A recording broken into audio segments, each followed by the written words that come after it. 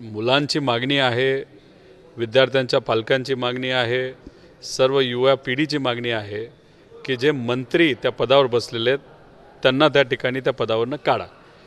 आता या NTAच्या बाबतीत बोलायचं झालं तर 2017 नंतर ही बॉडी स्थापन झाली आणि मग त्यानंतर 2024ला पेपर फुटला, 2026ला हा पेपर फुटला।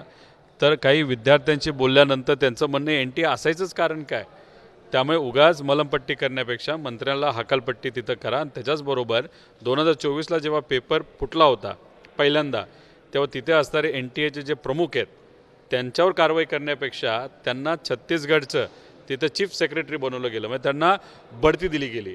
आणि आता सेक्रेटरी या विभागाचे जे बदलले गेले आहेत आणि जे नवीन आलेले आहेत त्यांनी दुर्दैव असं की त्यांनी एका वेगळ्या विभागामध्ये भ्रष्टाचार केलेला आहे। त्यामुळे जिथं युवा पिढीला घडवलं जातं त्याच विभागात असे भ्रष्ट आणि चुकीचे लोक जर आणली जात असतील, असा चुकीचा नेता तिथं मंत्री म्हणून बसवला जात असेल तर हे योग्य नाही। यासोबतच ते म्हणतात नॅशनल टेस्टिंग एजन्सीमध्ये काही रिफॉर्म्स गव्हर्नमेंट करणार आहे। 16 पदं ही सेंट्रल अपॉइंटमेंट स्कीममधून भरली जातील, त्यात जॉईंट डायरेक्टर आणि 8 असतील आणि डायरेक्टर 8 असतील असं कळतं। नाही, विद्यार्थ्यांच्या दबावामुळे ते काही सांगतील, काही म्हणतील आम्ही हे करू ते करू, पण लोकांचा त्यांच्यावर विश्वास राहिलेला नाही। लोकांची इच्छा आहे, मागणी आहे की धर्मेंद्र प्रधानांचा राजीनामा त्या ठिकाणी घेतला गेला पाहिजे। एकदा तो राजीनामा तुम्ही घ्या, नंतर काय तुम्हाला बदल करायचे आहेत, काही चांगले काही तुम्हाला लॉज रेग्युलेशन्स आणायचे असतील तर तुम्ही आणा, पण आधी मंत्र्यांचा जरी राजीनामा, मंत्री तिथं त्या पदावर बसतात, माच करतात आणि अडचणीत आले की अधिकाऱ्यांना तुम्ही काढता, अधिकाऱ्याला तर काढाच पण मंत्र्यांना सुद्धा काढा अशी लोकांची मागणी आहे। सरकार आता हळूहळू कुठेतरी अप्रत्यक्षरित्या सुधारणांच्या दिशेने पावलं टाकते किंवा चुका स्वीकारते असं समजायचं।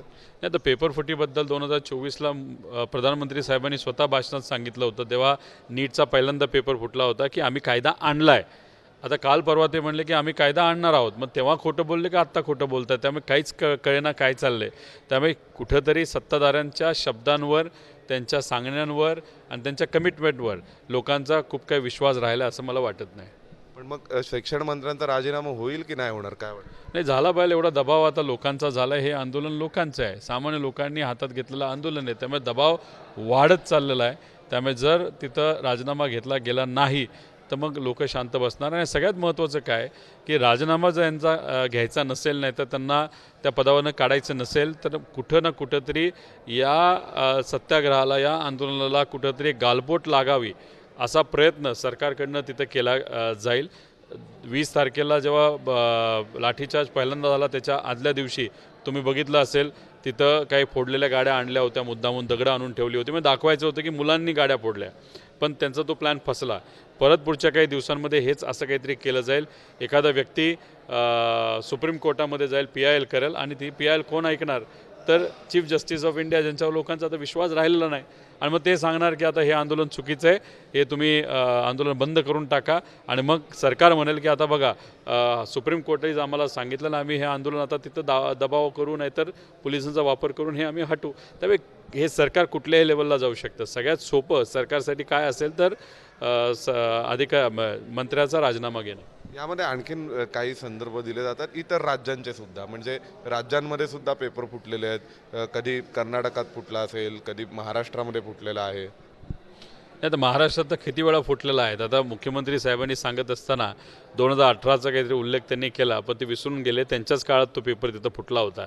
उलट महाविकास आघाडीचं जेव्हा सरकार आलं होतं तेव्हा त्यांनी त्या लोकांवर कारवाई केली होती, आणि ज्या लोकांनी फोडलं त्यांनाच BJPला त्यांनी प्रवेश करून घेतला होता।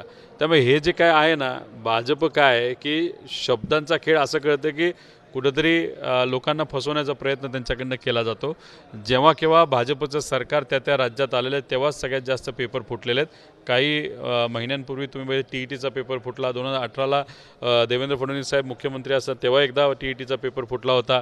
MPSCचे पेपर MPSC घेतं म्हणून फुटत नाही, पण जेव्हा केव्हा ऑनलाईन पेपर घेतले गेले, परीक्षा घेतल्या गेल्या, त्या तलाठी भरतीसारखे फुटलेल्या आपण सगळ्यांनी बघितलेलं आहे। त्यामुळे यातून भ्रष्टाचार मोठ्या प्रमाणात केला जातो। आपल्या विचाराची लोक अधिकारी म्हणून तिथं बसवता यावेत, पैसा त्यातून घेण्यात यावा म्हणून हे ऑनलाईन केलं जातं, नाही तर ह्याच्यात हे पेपर अशा पद्धतीने लीक केले जातात। यावर फक्त केंद्रीय शिक्षण मंत्र्यांचा राजीनामा हा एकमेव उपाय असेल असं वाटतंय?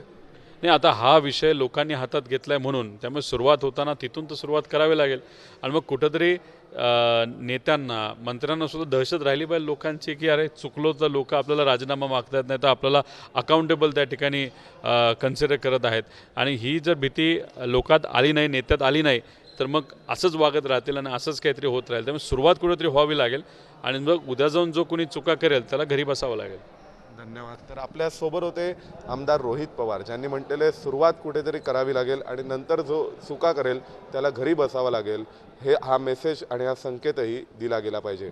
व्हिडिओ जर्नलिस्ट नितीनसह सोमेश कोलगे, एबीपी माझा, नवी दिल्ली. एबीपी माझा, उघडा डोळे बघा नीट.